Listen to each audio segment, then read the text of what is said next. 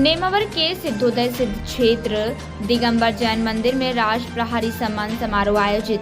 देवास जिले के नेमावर के सिद्धोदय सिद्ध क्षेत्र दिगंबर जैन मंदिर में मुनि श्री वीर सागर जी महाराज के सानिध्य में एवं ex serviceman welfare society Madhya Pradesh के बैनर तले भूतपूर्व सैनिकों के साथ ही देश के लिए अपने प्राणों को न्यौछावर करने वाले शहीदों के 21 परिवार का सम्मान समारोह आयोजित किया गया। आयोजित कार्यक्रम में 22 जिले से भूतपूर्व सैनिक कार्यक्रम में पहुंचे, जहां उनका सम्मान किया गया। वहीं भूतपूर्व सैनिकों के द्वारा ऑन ड्यूटी बलिदान हुए शहीदों के परिवार को अनुपम नियुक्ति करने की बात कही गई। वहीं उन्होंने ये भी कहा, राज्य सरकार में जो भी सेवा देते हैं उन सबको किसी भी स्थिति में मृत्यु होती है तो अनुकंपा नियुक्ति मिलती है। सैनिकों के साथ ऐसा अन्याय क्यों हो रहा है? आयोजित कार्यक्रम में क्षेत्रीय विधायक आशीष शर्मा सम्मिलित हुए, जहां उन्होंने भूतपूर्व सैनिकों का स्मृति चिन्ह देकर सम्मान किया। कार्यक्रम में बड़ी संख्या में जैन समाजन के साथ नगर परिषद अध्यक्ष कृष्ण गोपाल अग्रवाल, भाजपा वरिष्ठ नेता नरेंद्र चौधरी के साथ ही भाजपा के कार्यकर्ता व पदाधिकारी के साथ ही बड़ी संख्या में भूतपूर्व सैनिक सम्मिलित हुए।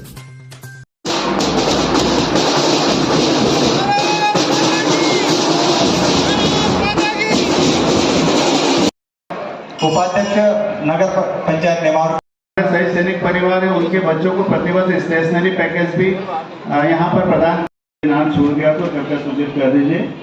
बाद में श्री अंकित सोनाने जी आगे तो आ जाए।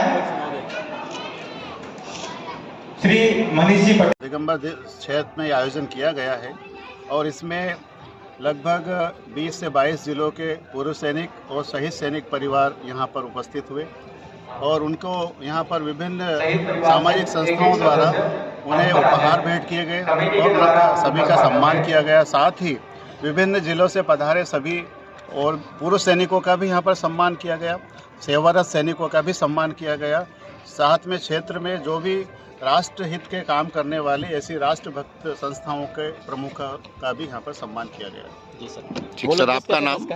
इसका मूल उद्देश्य था, हमारे जो जवान देश के लिए अपनी शहादत देते हैं लेकिन उन परिवारों को बाद में देखने के लिए, उन परिवारों की दशा देखने के लिए कोई भी उपलब्ध नहीं रहता है। जब एक सैनिक का पार्थिव शरीर आता है तो भीड़ हजारों में लाखों में इकट्ठी होती है, लेकिन बाद में उन परिवारों की क्या दशा है वो जानने के लिए कोई भी वहाँ पे उपलब्ध नहीं रहता है।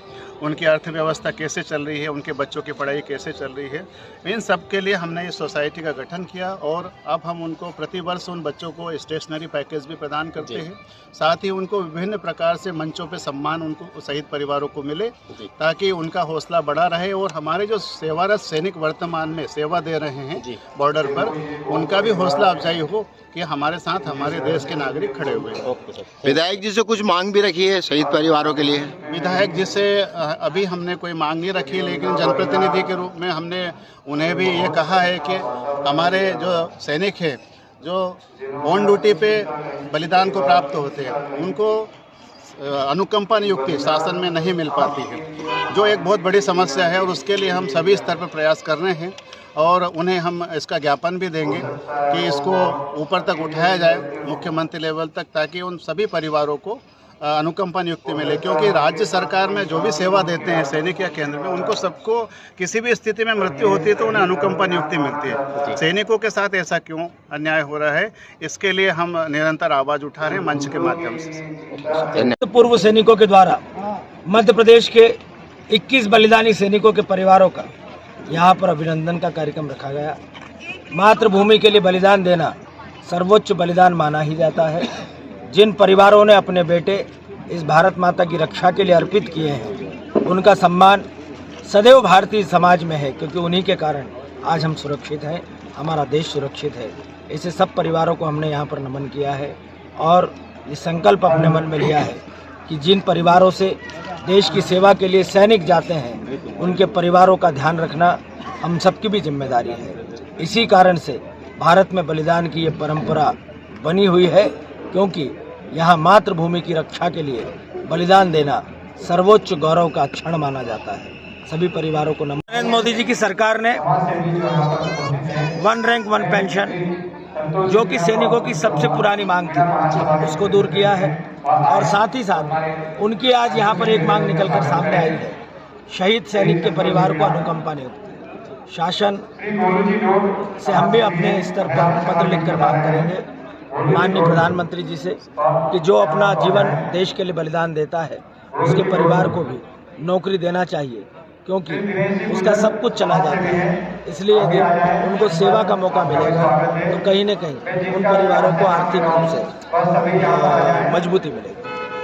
कार्यक्रम आयोजित था, आप सम्मिलित हुए। आज हमारे देश की जो सुरक्षा कर रहे हैं ऐसे वीर जवानों के द्वारा, जो पूर्व रिटायरमेंट सैनिक समिति है उनके द्वारा राष्ट्र प्रहरी सम्मान समारोह रखा गया। इसमें हमारे जो शहीद परिवार के 21 परिवार सदस्यों को यहाँ सम्मान किया गया है और पूर्व सैनिकों का सम्मान किया गया है और समाज सेवियों को सम्मान दिया गया है।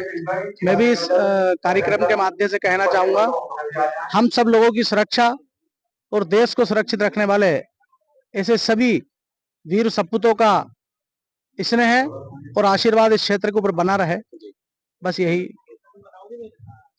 रखिए देश के हर शहर, हर गांव, हर कस्बे की खबर पर नजर, सिर्फ और सिर्फ राष्ट्र आजकल न्यूज चैनल पर।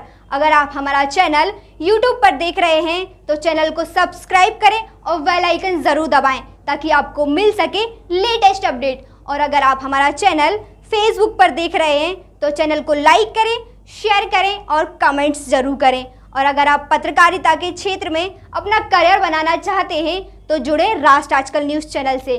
राष्ट्र आजकल न्यूज चैनल से जुड़ने के लिए स्क्रीन पर दिए हुए नंबर पर आप हमसे संपर्क कर सकते हैं।